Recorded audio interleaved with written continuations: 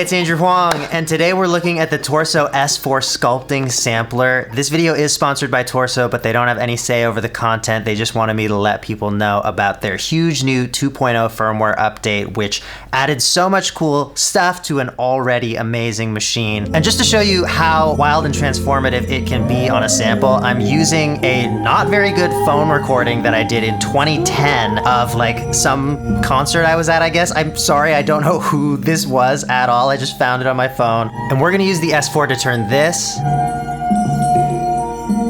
into this.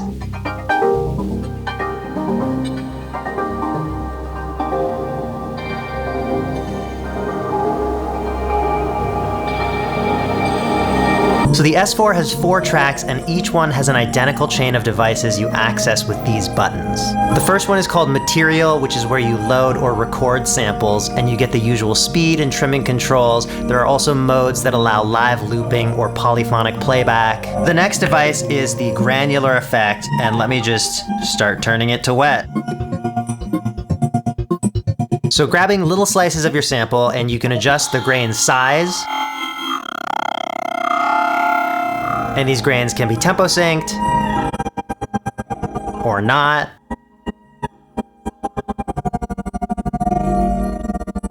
They can be repitched either freely or quantized to different kinds of scales.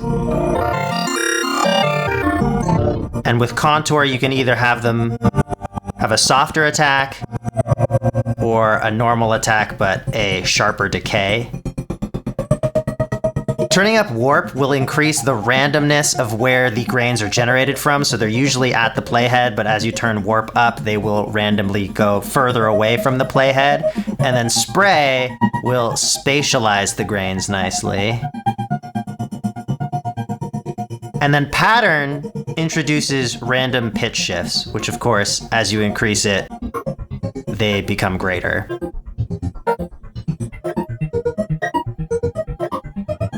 Now let's look at the next device, which is a 48-band filter bank. This gives you all the typical filter controls you would expect, including being able to morph from low pass to band pass to high pass. Here's where things get really interesting though. If you turn up decay, this causes the filter bands to resonate. And the bands are in a chromatic scale, but you can choose a different scale, of course, to omit certain bands, and you hear, you know, sounds nice if we just leave them minor. And you can pitch this around.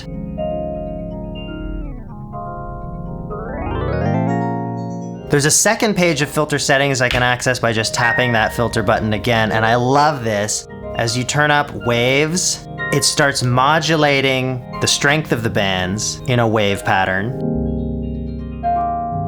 You know what, let me bring some highs back. And then of course you can adjust the rate.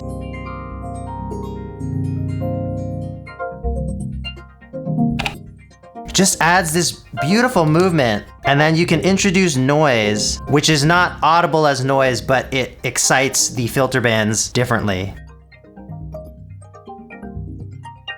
The next tab is what's called the color tab, and there's a bunch of different options here. I'm gonna add compression first. Even out some of the differences in volume in our sample. There's drive for distortion. There is a crush effect. Tone, tilt control. Let's clear that. And then noise is really nice. Just adds a little noise that follows the amplitude of your signals. There's a decay control for it.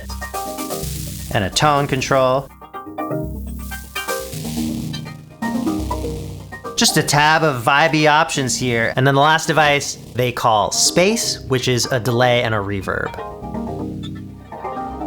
Both sound lovely.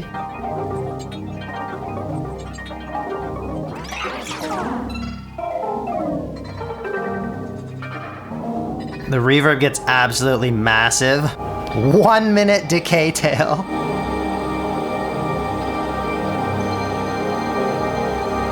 And so those are the tools that you have to mangle samples in here. And remember, we came from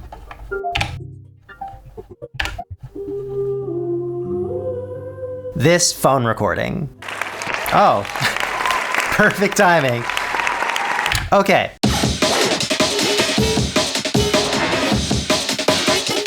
So the temp control is so fun. Basically, you hold it down, you can tweak any changes that you want, and then when you let go, everything returns to where you started. You can also double click it and it will latch. You can see it says temp in the corner.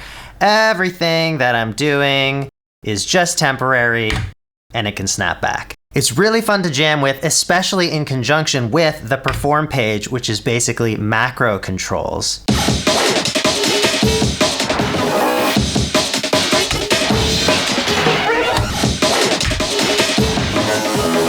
When you're in Perform mode, the 8 encoders basically are assignable macros, and then also these 4 action buttons that can do a lot of different things depending on the combo that you're using. These become macro actions, like on and off events. To make an assignment, you just hold down Perform and turn any parameter. If I keep holding Perform and press Control, I can select a different knob. You can see, thanks to the lights changing color under the buttons, where macro assignments have been made. On the granular page, I've got a few things going on. I'm gonna change the pitch, the rate, the contour of the grains, and it's gonna go from dry to wet.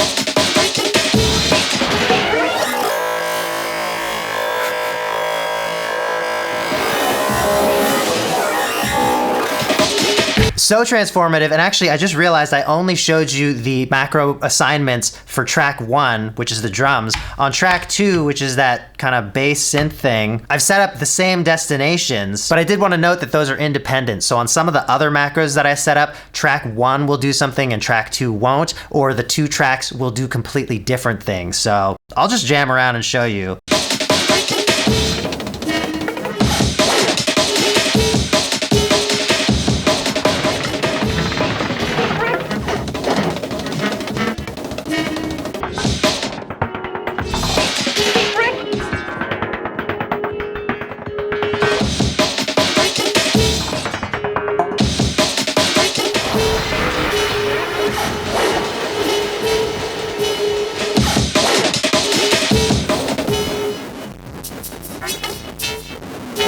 Now, here's the next level thing. All the macros can be used at the same time. So if you've assigned 2 different macros to the same parameter, their values are going to be summed.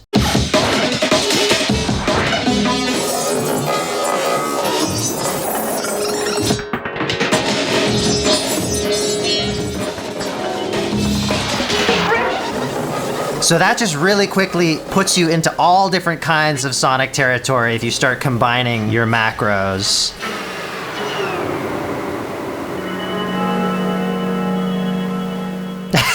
Let's look at something super boring now. The mix page. I mean, the mix page is great. It's utilitarian. So obviously you've got your level controls. There is a high and low pass filter on each channel.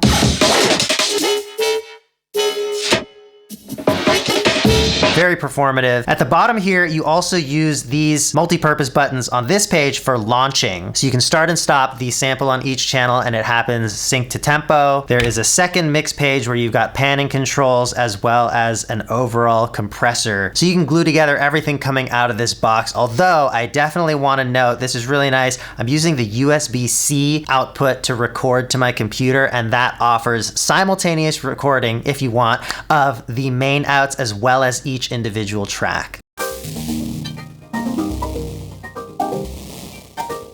One more slightly less exciting page is track. Here you can select which track you're going to look at when you're browsing devices and whatnot. If you're on another page, you can just hold track and choose a different one and it'll stay on the page you're already on. The one extra thing about being on the track page though is that each track has sends to each track. So you can send one track into another and then into another for like processing them again, or you can send a track into itself for feedback.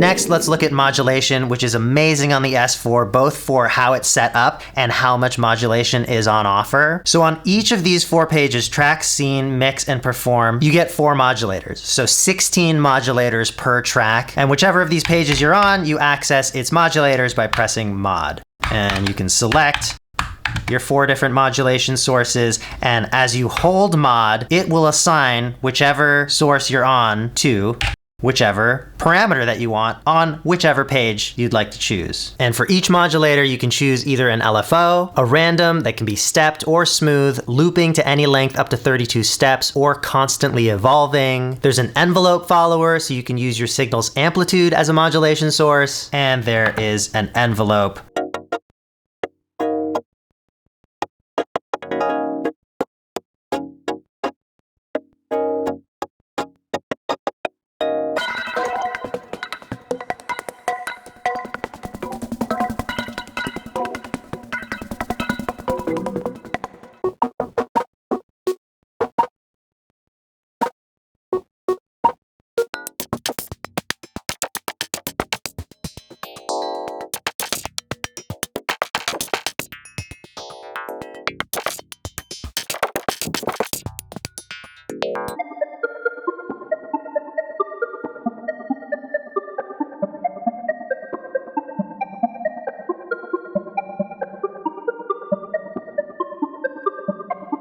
Now let's load another new project, and we'll put all of this together on the scenes page. You can have up to 128 different scenes.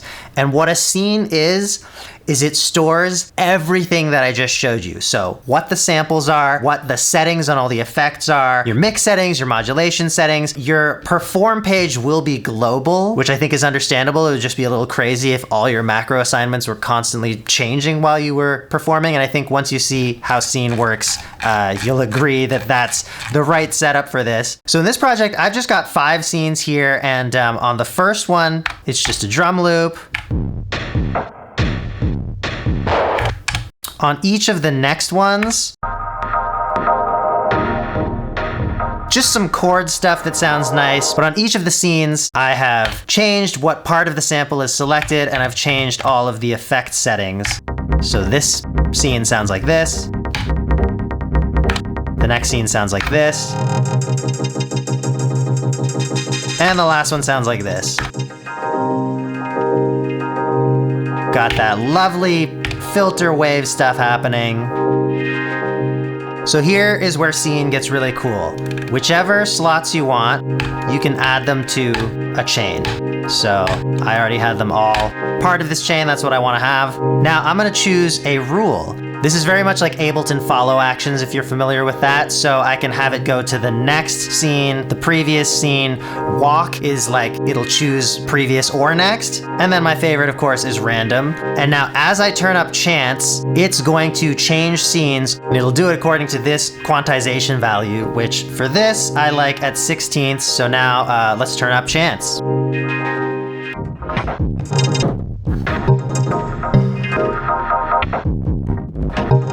So this is 100% chance that every 16th note, we will switch to a random scene in the chain.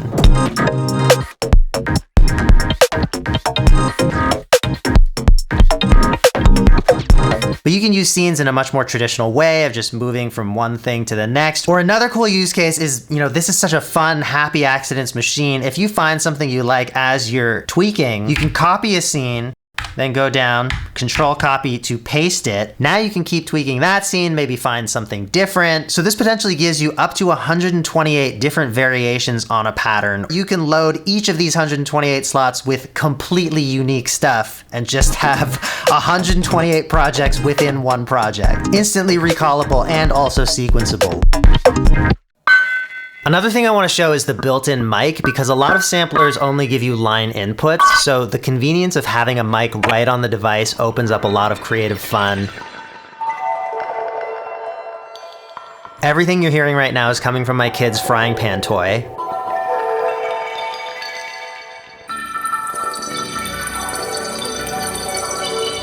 This is still just frying pan. Frying pan. A whole other use case is the S4 as an instrument. If you set the sampler to poly mode, you can use a MIDI controller to play up to 8 voices at a time, going through the S4's beautiful effects. If I take away everything the S4 is doing right now, you can hear that this whole example came from this one clarinet sample. The S4 also pairs great with live instruments. You can use it as a live looper or an effects processor. It's great with the macros.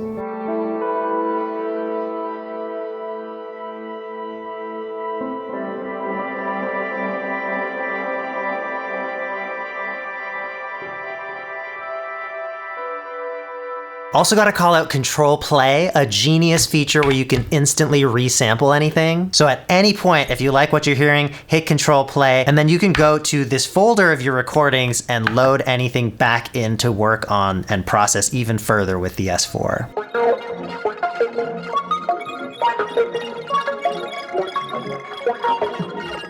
So that's the S4. It's a remarkable instrument. I do want to mention though that some users, including me, have experienced some bugs. For my work and how I like to use it, it hasn't been anything major. It's been like a couple of freezes and sometimes a project won't load properly and then I just load it again and it's fine. But I will say I've been with them through several versions and they've made big improvements each time. There are fewer and fewer bugs. Just something to be aware of. I am firmly in the camp of people that really believe in this device, have so much fun with it. I'm endlessly inspired by it. The stuff I've been showing you in this video, it's mostly made of old loops that were lying around that I made that I didn't know what to do with, and I just chuck them in here and it like turns them into tracks. Something about its workflow just encourages you to explore and find all these interesting ways to use a sample, and it gives you the tools to take it really far. Thanks for watching. I'll see you next time.